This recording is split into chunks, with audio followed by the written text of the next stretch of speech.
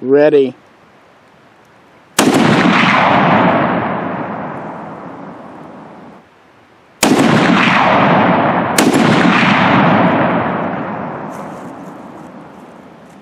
I'm actually enjoying the heat.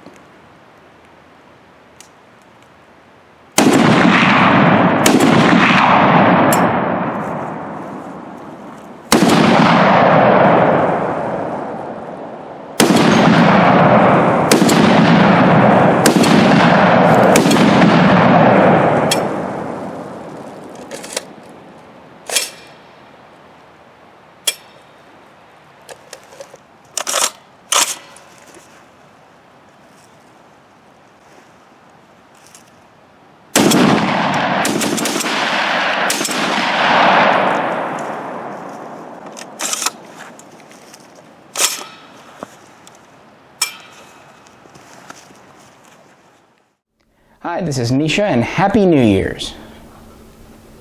Hey, this is Jay. I'm over here recording. He'll be sitting in a minute. We wanted to do something a little special for kind of the first video of 2019, so how about a Barrett M82? Now this isn't my forte, it's a little bigger, but I had a chance to get a hold of one and test it out.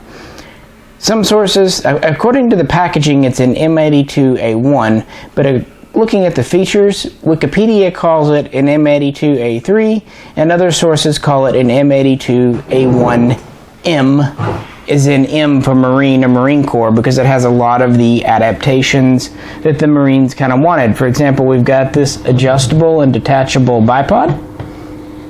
We've got this adjustable and detachable monopod in the back.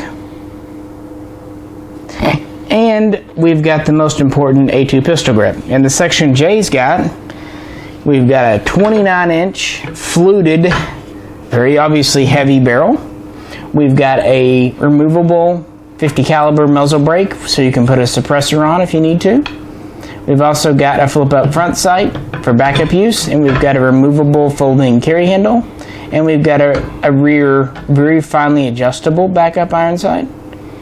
It's almost more like an artillery sight. It really is. Well, if you look back at like the old, it's basically the old pattern of sight used on like a 1903 in the Thompson. Yes, it really is. That's what it is. That little flip up. You can show them, and then we've got, of course, sling bars, and that's what kind of cracks me up about this gun. It's half artillery, half cannon, and half rifle. It operates using a recoil system. You can see under the barrel those two springs.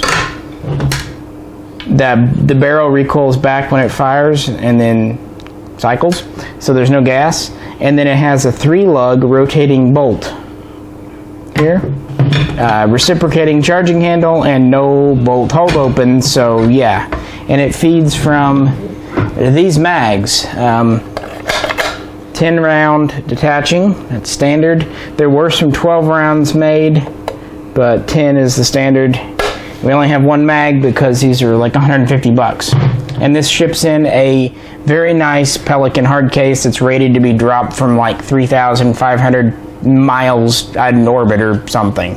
So, Jay, this was your first time shooting a 50 BMG. It was. So I'll let you take it. What were your thoughts?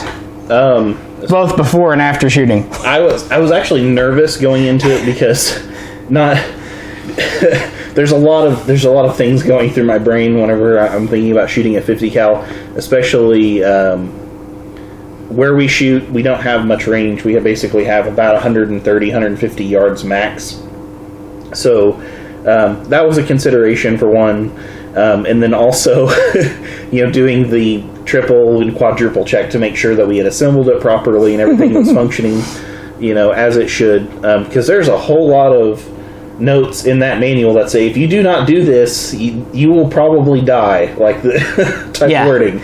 So and this is how it's in the case in pieces. Like there's not really a case long enough to store it. And I'm sorry, guys, we're late. It's late. We're tired, so we didn't put it back together. Well, not only that, if we had it assembled, it would not be in the picture right now. It would be past the camera. Absolutely could not maneuver it, and I don't know how my table would react. So anyway, but so initially, definitely looking forward to it, but having the general safety OCD. Shooting it the first time, the very first shot, I got to go first, which I appreciate. My excuse was if something's going wrong, he could see it. Right, exactly. But it was fun. I mean, it has a tremendous amount of kick, but with the huge recoil, which the huge muzzle brake, the bipod, and the monopod on the back, and of course, the huge weight of the gun itself. Very manageable. I think if you have it shouldered properly, if your form is good, like my shoulder's not sore, but I can understand my shoulder's if you weren't seating it really firmly in your pocket of your shoulder, oof. Yeah. Be like being punched by Mike Tyson. Yeah. But yeah, I don't think. I think definitely there should be a lot of concern as far as. Or I should say due diligence on the operator standpoint, because this thing is, it's an anti-material rifle. That's what it's here for. And so there is a lot of power involved.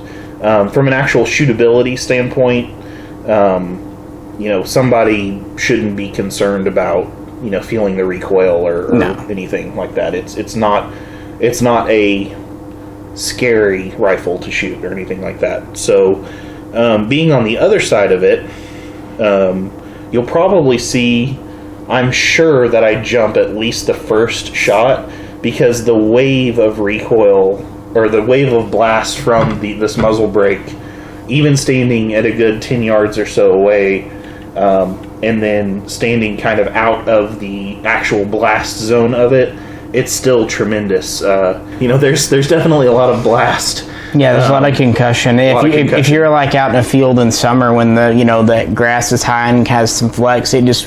Yeah. So you'll see a lot of dirt and leaves and stuff. Oh, the gun's filthy, just from being... Yeah. But a lot of fun to shoot. If we had the range to shoot here, which we don't really... Not in Arkansas. It's tough. You'd have to go to a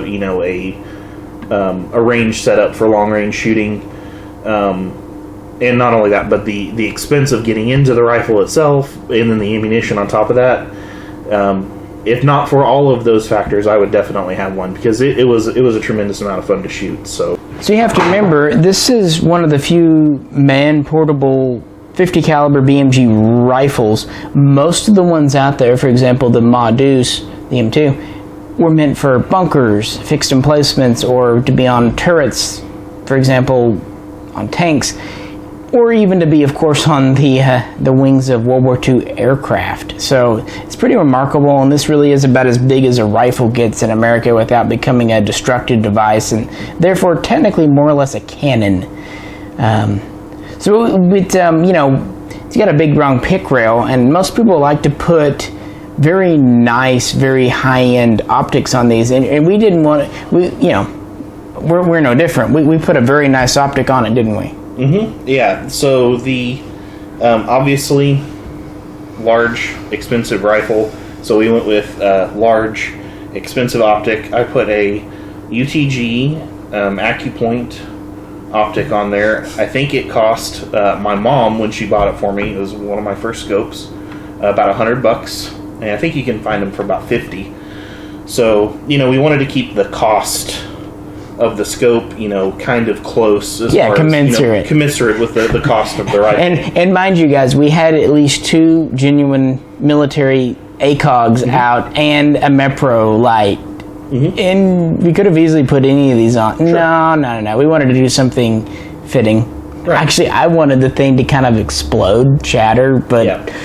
To its credit, it did not. Not only did it not, but I only screwed the mount down finger tight. Hand tight. We were out in the field, and it did not come loose. It stayed through all 20 rounds that we shot. So, and as far as I could tell, I'll probably have to take it out and throw it on another rifle at some point and see if it actually see if something. You can just try to rattle it and see if it sounds like a spray can inside. Yeah. But we weren't. We were out there just shooting for fun. It was really just to get a feel for the rifle and just have the experience of shooting. Yeah, Jay had never shot one. It's been ages since I have. It was cloudy today. It's the middle of winter, so daylight. And by the time we kind of saved this as the last gun of the day after we had everything packed. So we were losing daylight, but we did put tracers in it. So maybe you can see that in the videos. It was hard to tell Yeah, there's a lot of debris and stuff Yeah. caked up every time we shot. So. Very dramatic. You know, hauling it out, hauling the case around, which is 50, 60 pounds, and then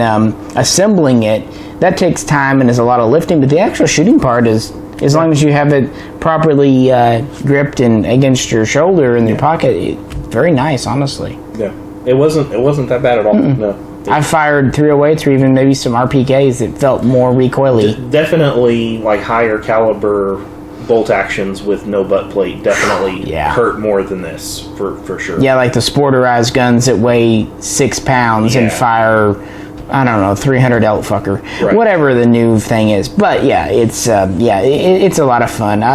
Owning one, I don't know, but having one to shoot, and this is something that if you tell people, if they hear that you're going out to, everyone wants to either see it or shoot it, both. It's definitely an attention getter. Yeah, especially if you're anywhere within a mile or two of it. Yeah, it can rattle window panes quite a ways off. Yeah. Well, any final thoughts? No, I don't think so. It was a lot of fun. Yeah, I'm glad it worked out, and we had no problems. We were both a little apprehensive. We were making a list and checking it twice as far as making sure we had it put together properly, and the manual was very detailed, which you'd expect from a company like Barrett. They've been around for nearly 40 years now, and they found a niche and stuck with it. The manual is very comprehensive. This gun is actually surprisingly simple. It really is a very simple gun, but it's just overbuilt in a half for the giant cartridge. We were both saying as he was loading a mag, and I thought so when the ammo came in, we felt like we were little kids handling, you know, like how you feel when you're 3 or 4 handling a 30-06 or something. Yeah, I mean, we did that April Fool's video with the... Yeah, and the Nerf. This magazine is not too far off dimensionally from that Nerf magazine that we had. Wasn't that Nerf like a 50 cal or something? Well, yeah, or 60 it's basically it's what they're... Yeah, I know, the Nerf thing, but it's, it's really an interesting feeling. Well, we wanted to do something special for New Year's, especially considering all the Patreon support we've had over the last 12 months. Yep. We greatly appreciate it, and I hope this at least paid back in some measure and kind of shows you where the money's really going. Yep. It's certainly not to our pockets. Yep. So, we really appreciate all of 2018's support, and we will continue in the new year, 2019, to try to deliver hopefully decent quality videos that are entertaining to you all. Yep. You know, just hope you had a happy New Year. Hope Christmas went well. Hope you stick to your New Year's resolutions unless they were stupid, and then in which case, don't. And please tune in again very soon for more videos. Like, share, subscribe, and if you haven't, please check out our Patreon. Mm-hmm. Yep. We'll probably be doing a Q&A pretty soon. That'll be coming up in the next few weeks. Just let the kind of calm from the Christmas, and we figured everyone was out of town, so probably no reason to do an announcement. Let everyone get back to the drudgery. Sure. So we'll put out an announcement for the patrons for $1 and up. You can ask a question, we'll answer it on camera. So this is Misha, and this is Jay, and we will catch you very soon next time. See ya.